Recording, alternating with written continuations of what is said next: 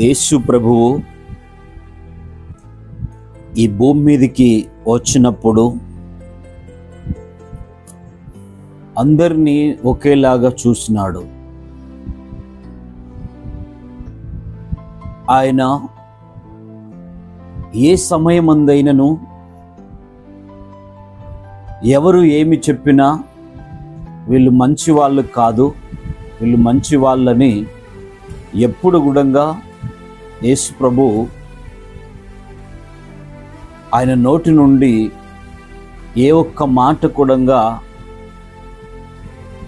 వీరు బాగున్నారు, వీరు బాగలేరు అని రాలేదు. ఈరోజు మనుషులు ఏ రీతిగా ఉన్నారంటే, ఈరోజు పరిస్థితులు చూస్తూ వెళ్తే ఒక మనిషి పడగొట్టడానికి చాలా ప్రయత్నిస్తాడు. కానీ యేసు ప్రభు అలాంటి మనిషిగా జీవించలేదు, దేవుని బిడ్డగా జీవించాడు. మనిషి రూపములో, మానవుని రూపములో ఈ లోకమునకు వచ్చినప్పటికీ ఈ లోకములో నడుస్తున్నప్పుడు, ప్రజల మాటలు వింటున్నప్పుడు, ప్రజలు ఎన్నోసార్లు ఎన్నో మాటలు చెప్పినా కానీ ఏది మంచిది ఏది చెడ్డది అని ఆయనకు అన్ని తెలిసే. కానీ ఏ ఒక్కరిని కూడా నిందించలేదు. ప్రతి ఒక్కరిని సమానంగా చూసిన వ్యక్తి. ఈరోజు దేవుని నమ్ముకున్న బిడ్డలు కూడా సంఘములో కులాలను బట్టి, పలుకుబడిని బట్టి, లేకుంటే అధికారాన్ని బట్టి జీవించేవారు చాలామంది ఉన్నారు. అలాగే ఉండకూడదని దేవుని వాక్యము సెలవిస్తున్నది. నువ్వు ఈరోజు ఒక పలుకుబడి నీకున్నది, ఒక స్థానము నీకున్నదంటే అది దేవుడిచ్చిన స్థానమని ఎరిగి లోబడి ఉండటమే నీకు చాలా మంచిది. ఒక వస్తువు చూస్తే, ఇప్పుడు ఈ బైబిల్ ఉన్నది, ఈ బైబిల్ను మనం మీదికి లేవచ్చినప్పుడు మనం మీదికి చూస్తాము, కిందికి పెడితే కిందికి అంగి పెట్టబడుతుంది. అంటే ఎన్నిసార్లు కిందికి అంగితే అన్నిసార్లు కింద పెట్టబడుతుంది, ఎన్నిసార్లు మీదికి లేపితే అన్నిసార్లు మనము మీదికి లేస్తాము. మీరు ఆలోచించండి, ఒక మనిషిని పడగొడితే ఆయనతో పాటు నీవు కూడా పడతావని తెలుసుకోవాలా. ఒక మనిషిని ఎప్పుడైనా కుంగదీయాలని చూస్తే ఆయనతో పాటు నువ్వు కూడా కుంగిపోతావని ఎరగాలి. నీ పలుకుబడి కొన్ని దినముల మాటుకే అది. ఎందుకంటే నీ స్థానము నువ్వు కోల్పోతావు.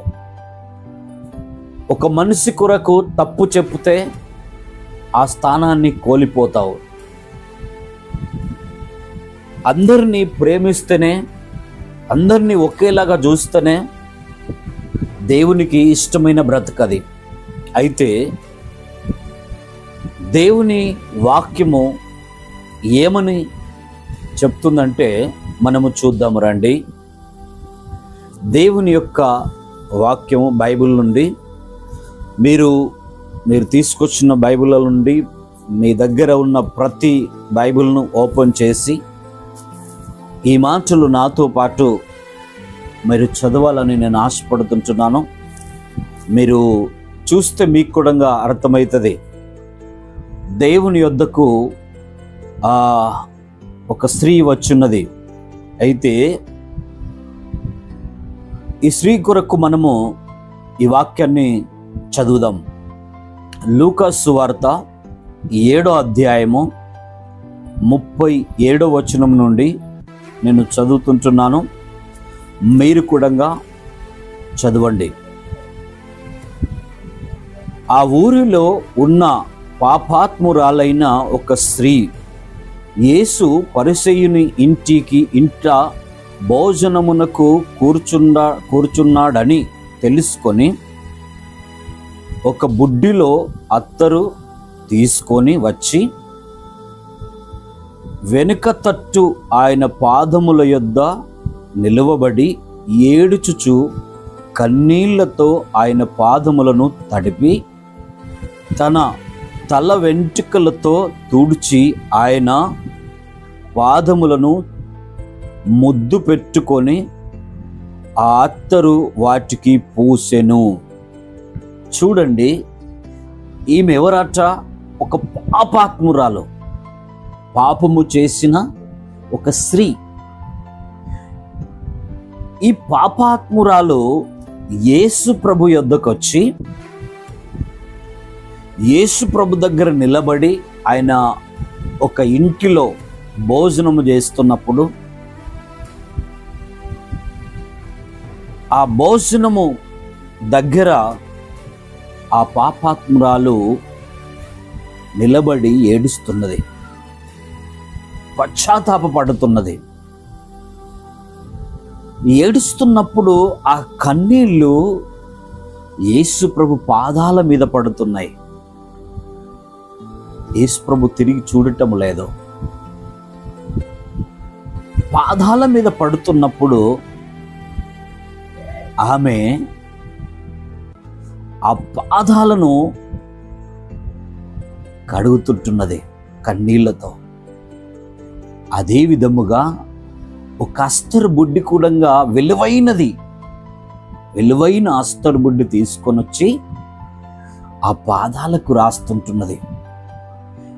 ఎంత సుగంధము, సుగంధ దైవ్యములు అవి.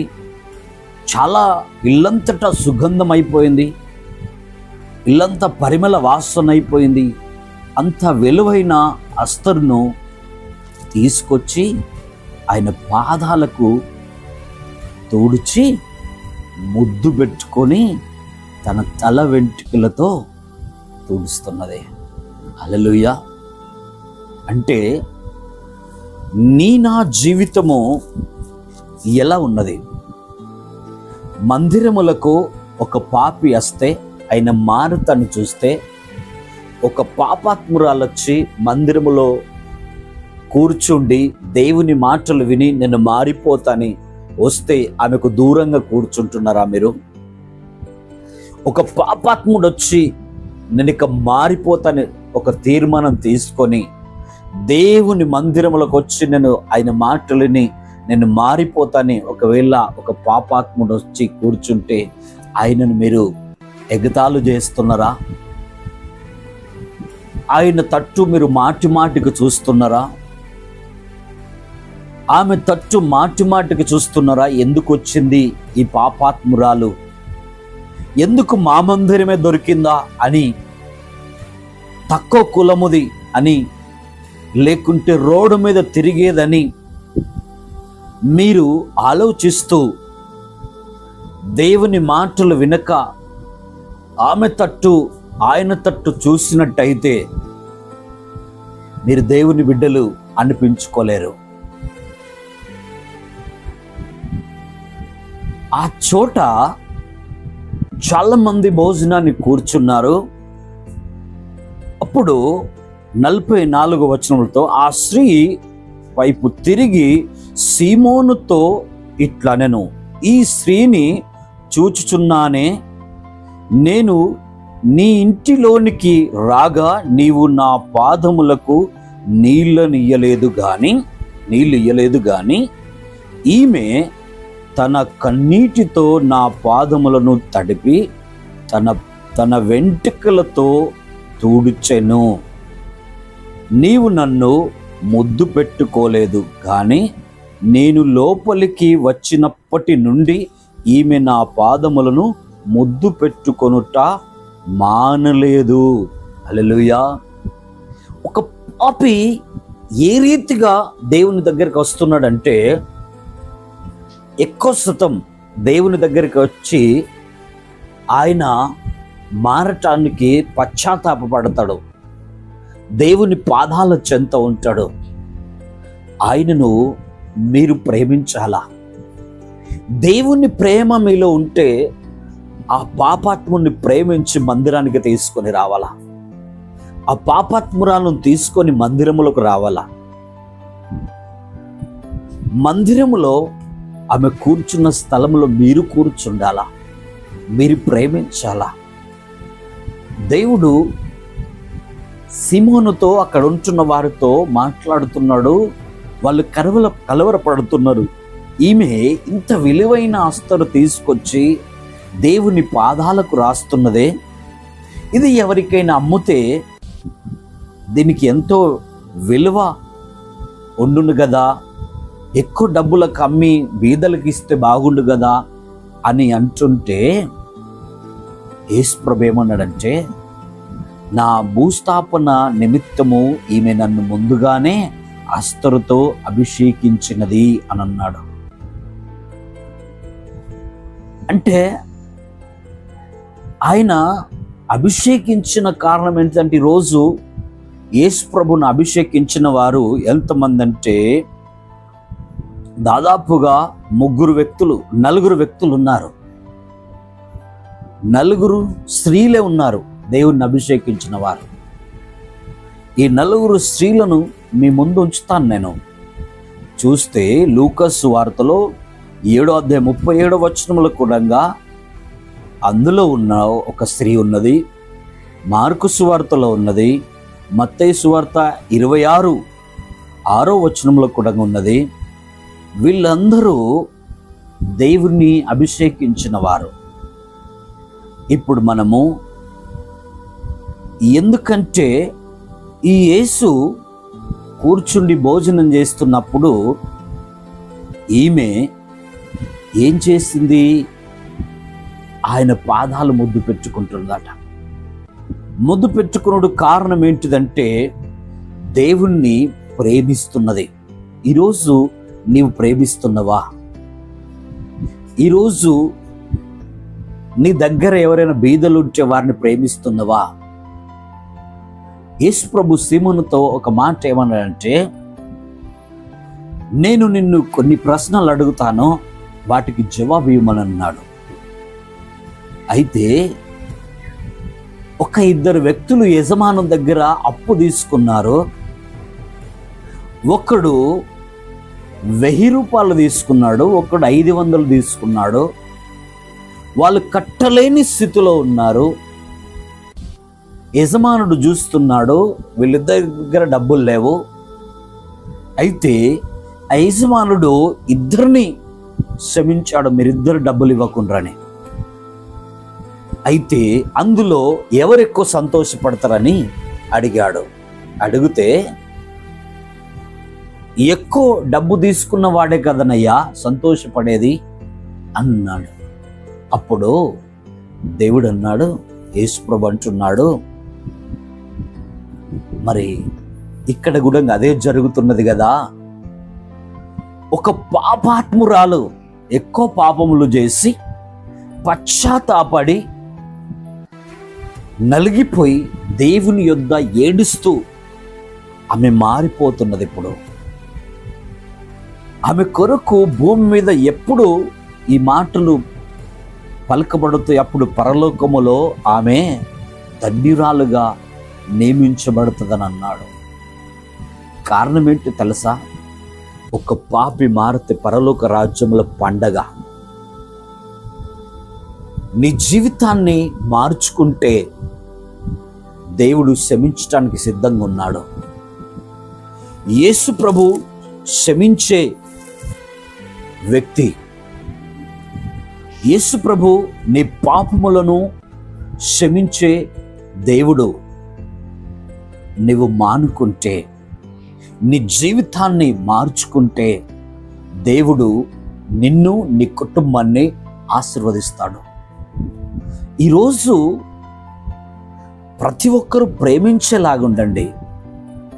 దేవుణ్ణి ప్రేమించినట్టు ప్రజలను ప్రేమించండి. దేవుడు మీకు చూపెట్టిన మార్గమును మీరు ఎన్నుకొని నడవండి. అది దేవునికి ఇష్టమైన పిలుపు మీ పట్ల. మీరు ఏ ప్రకారంగా మీరు పిలువబడ్డరో మీకు తెలుసు. కాబట్టి మీ జీవితం ఒకప్పుడు మారకముందు, దేవుణ్ణి తెలుసుకోకముందు నువ్వు కూడా ఆ రీతిగా ఉన్నవాడవే. ఎందుకంటే నువ్వు ఈరోజు మార్చబడి నీవు ఆశీర్వదించబడుతున్నావు కదా. నీలాగనే ఇంకొకరిని కూడా నువ్వు మార్చాలని దేవుని వాక్యము సెలవిస్తుంది.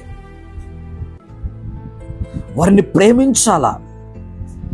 నీకంటే కులము తక్కువడు కావచ్చు, నీకంటే కులము తక్కువ సిస్టర్ కావచ్చు, భేదాలు ఉండకూడదు.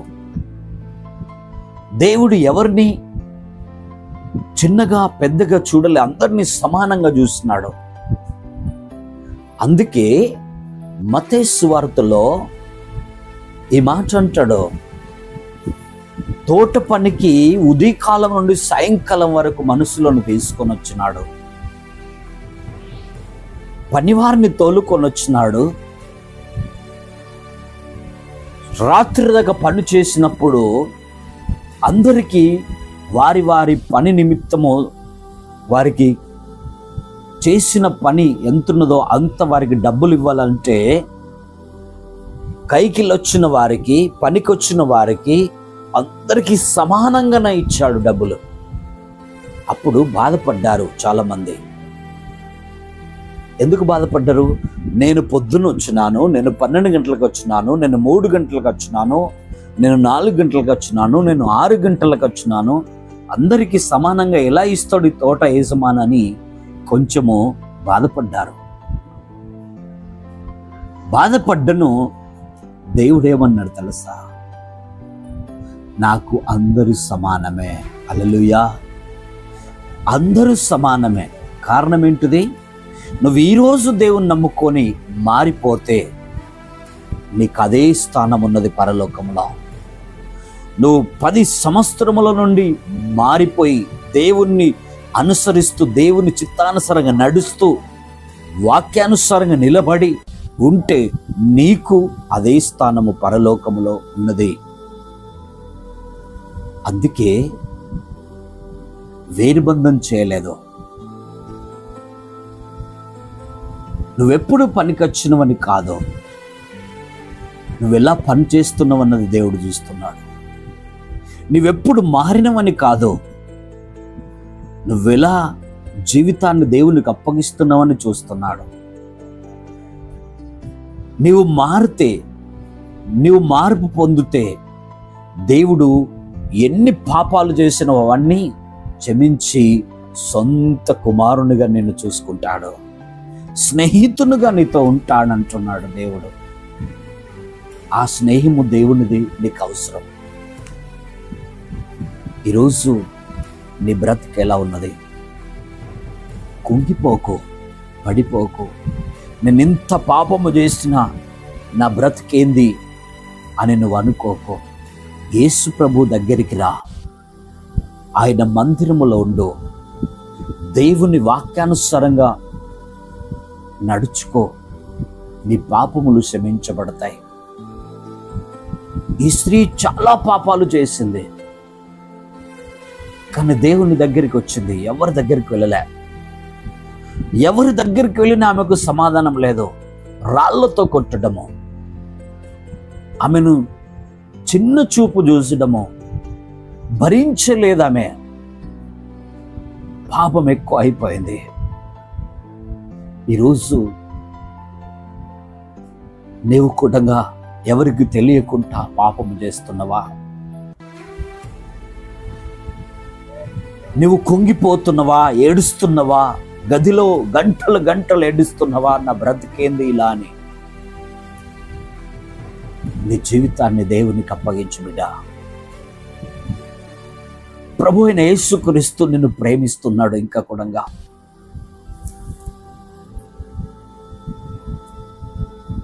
నీ జీవితాన్ని ఆయన రక్తంలో కడుక్కో, నీ పాపాలు క్షమించబడతాయి. నువ్వు పూర్తిగా మారిపో. అబద్ధం ఆడకో, మోసము చేయకు. ఇక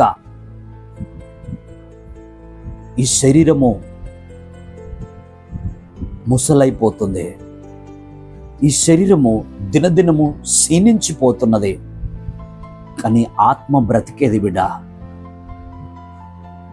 పాతాళమనే బిలములోనికి నువ్వు వెళ్ళకూడదు. పాపము చేసి నరకాన్ని అనుభవించకూడదు. నీ పాపాలు క్షమించటానికే యేసు ప్రభు ఈ లోకానికి వచ్చినాడు. నీ పాపము తొలగించటానికే యేసు ప్రభు ఈ లోకానికి రావాల్సి వచ్చింది. ఇంకెంత కాలమో నువ్వు పరిగెత్తుతూ ఉంటావు. ఈ స్త్రీ ప్రజల వైపు చూడలేదు బిడ్డ, దేవుని వైపు చూసి వచ్చింది. ఆమె క్షమించబడ్డది. ఇక ఎన్నడూ ఆ బిడ్డ పాపం చేయకుండా దేవునితో నడిచినది. ఈరోజు నీవెలా ఉన్నావు? నీ లైఫ్ నువ్వు ఎవరేమన్నా మార్చుకో. మనిషిని మనిషిగా చూడటం నేర్చుకోండి. వాడు పాపని ఇంకా వాడిని ఎగతాళి చేస్తే వాడు మారడు. ఎందుకు పనికి రాని వాడని వాడిని ఇంకా తిడితే వాడు ఇంకా పనికి రాకుండానే పోతాడు. ప్రతి ఒక్కరిని ప్రేమించండి. ఇంట్లో పిల్లలను ప్రేమించండి, భర్తను ప్రేమించండి, భార్యను ప్రేమించండి, కుటుంబాన్ని కట్టుకోండి. ఇంకెంతకాలము నీ భార్యకు తెలియకుండా నువ్వు పాపము చేస్తున్నావు? నీ పిల్లలకు దూరము, నీ భార్యకు దూరం ఉండి చీకటిని అనుభవిస్తున్నావా? నువ్వు వెలుగులోనికి రా. ఆ చీకటి అనే బిలము భయంకరమైనది బిడ్డ, అది మంచిది కాదు. ఎందుకంటే అగ్ని ఆరదు, పురుగు చావని ఆ లోకము అది చీకటిది. ఆ చీకటి అనే లోకములోనికి నువ్వు వెళ్ళకో. నువ్వు మార్చుకో. నీ భర్తకు తెలియకుండా చీకటిని అనుభవిస్తున్నావా? ఆ చీకటి నుండి బయటికి రా. దేవుని వెలుగును చూడు. చీకటి మొట్టమొదట భూమి మీద చీకటి ఉండే, అగాధ జలములు చీకటి ఉండే. ఆ చీకటిని తీసేసే సూర్యుని ఇచ్చినాడు వెలుగుకు. ఆయన వెలుగునిచ్చినాడు మనకు. ఆ వెలుగులో నడవటానికి ప్రయత్నం చేయాలా, ప్రయాసపడాలా ఆ వెలుగులో ఉండటానికి. చూడండి, ఎప్పుడు నడివిలో ఒంటరిగా చీకటిలో వెళితే ఎంత భయమో. ఒకవేళ ఒక వెహికల్తో, బైక్తో మీరు చీకటిలో ప్రయాణం చేస్తే ఎంత భయమో అడవిలో. ఎందుకంటే దుష్టుడు ఎక్కడి నుంచి వచ్చి దాడి చేస్తాడో అనే భయము. అడవి నుండి బయటికి వెళ్ళేదాకా పానములో పానం ఉండదు, భయము. పందులు అడ్డం వస్తాయో నా ప్రాణం పోతుందో, పులులు అడ్డం వస్తాయో నా ప్రాణం పోతుందో అనే భయము అడవిలో నుండి బయటికి వచ్చేదాకా. అందుకే బిడ్డ, చీకటిలో ఎంత కాలం ఉంటావో భయమే నీకు. నీ భర్తను చూస్తే భయము, ఎప్పుడు నా పాపం బయటపడుతుందో అని. నీ భార్యను చూస్తే భయము, ఎప్పుడు నా పాపం బయటపడుతుందో అని. తల్లిదండ్రులను చూస్తే భయము, పిల్లలుగా మా తప్పులు ఎప్పుడు బయటపడతాయో అని. విడిచిపెట్టండి ఆ చీకటి బ్రతుకులన్నీ, విడిచిపెట్టండి. చీకటిలో ఉండటము మేలు కాదో, అది హాని. నీ ప్రాణానికే ముప్పు అదే. చీకటి ఎప్పుడు ప్రాణం తీస్తుందో తెలియదో. శవం ఎక్కడికి పోతుంది? పాతాళం అనే భూమిలోనికి పోతుంది. అక్కడ చీకటి. బ్రతికున్నప్పుడే తెలుసుకో దీపం ఉన్నప్పుడే ఇల్లును సర్దుకోవాలా. వెలుగున్నప్పుడే ఇంట్లో ఏ వస్తువైనా సరి అయిన స్థలములో పెట్టుకోవాలా. వెలుగు పోయినాక, దీపం మారిపోయినాక ఏమి పని చేయదు. తెలుసా, కొన్ని సంవత్సరాల కింద దీపం మంట పెట్టి పై అంతస్తు మీద పెట్టి అందరూ భోజనాలు చేస్తారు. నూనె కొద్దిగా ఉంటే సాయంత్రం 7 గంటలకి వాళ్ళు భోజనాలు చేసి చీకటిలో పండుకునేవారు. ఈరోజైతే మంచి వెలుగునిచ్చినాడు దేవుడు, కరెంటునిచ్చినాడు. నువ్విక మానుకో, తెలుసుకో దేవుణ్ణి. ఆ చీకటి బ్రతుకులు ఈ పాతాళమనే బిలములోనికి తీసుకెళ్తాయి. వెలుగు బ్రతుకులు పరలోకానికి తీసుకెళ్తాయి. నీలో వెలుగు కావాలా? నీలో మంచితనం కావాలా? ప్రజలు ఏమనుకుంటున్నారని కాదో, నేను దేవునికి ఎలా ఉన్నదని తెలుసుకో. నేను దేవునికి ఎలా ఉంటున్నానని తెలుసుకో. దేవునికి ఇష్టమైన కుమార్తెగా, కుమారునిగా నువ్వు జీవిస్తే నీ బ్రతుకు మారుతుంది. ఈ ప్రజలు నిన్ను పడగొట్టుతారు. ఈ ప్రజల వైపు చూడకూడదు. ఈ ప్రజలు నీతో పాటు కింద పడతారు ఒకరోజు, కానీ నువ్వు అలా కాకూడదు. నువ్వు నిలబడాలా, దేవుని కొరకు నిలబడాలా. దేవుని ఆత్మ నీలో ఉండాలా, దేవుని శక్తి నీలో ఉండాలా, దేవుని వెలుగు నీలో ఉండాలా. అప్పుడు నువ్వు దీవించబడతావు. శత్రువు నిన్ను తట్టుకోలేడు, నిన్ను ముట్టుకోలేడు. శత్రువు నిన్ను విడిచిపెట్టి పరిగెత్తుతాడు. ఎందుకంటే నీలో వెలుగున్నది. హల్లెలూయా, నీలో వెలుగున్నది. ఆ వెలుగును బట్టి చీకటి పరిగెత్తుతుంది.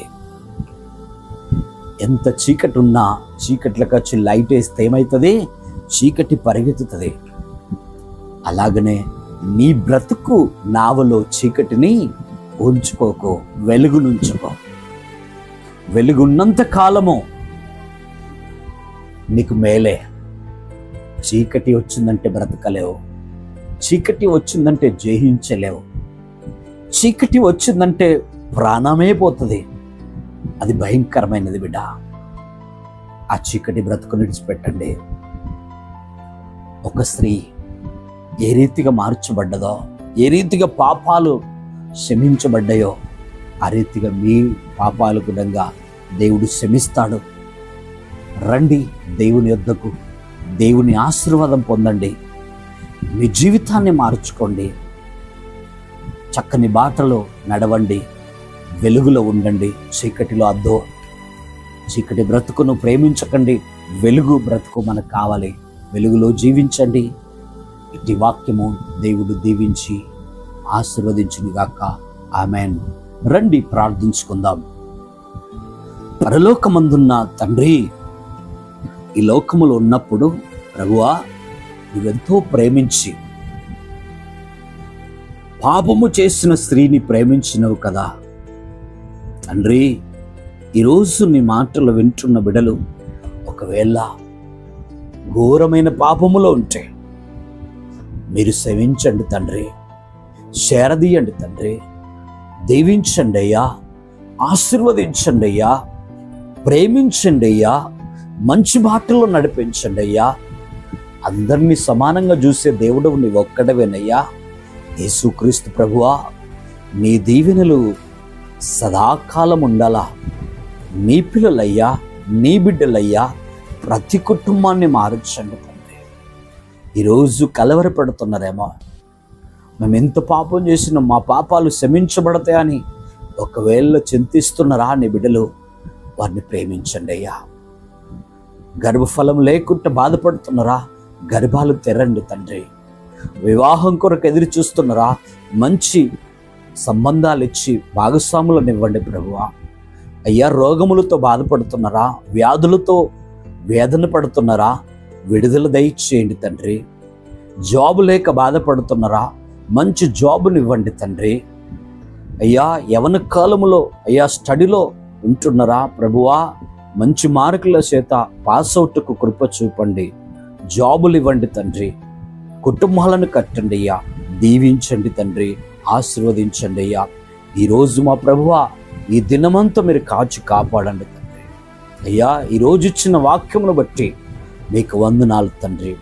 నేర్చుకున్న దాన్ని బట్టి ప్రభువా ఆ ప్రకారంగా సంఘములో ఉంటున్న ప్రతి పెద్దలు ప్రభువా విశ్వాసులందరూ నడవటానికి కృప చూపండి. తగ్గించుకోవాలా, ప్రేమించే గుణమును ప్రతి కుటుంబానికి దయచేయండి, ప్రతి వ్యక్తికి దయచేయండి తండ్రి. సంఘమంతటికి కలుగచేయండి అయ్యా. నీ ఆత్మచేత నింపబడి ప్రతి ఒక్కరు నడిచి అట్టి కృప దయచేయమని యేసయ్య పరిశుద్ధమైన నామమున అడుగుతున్నాం తండ్రి. Amen. Hallelujah. Praise the lord.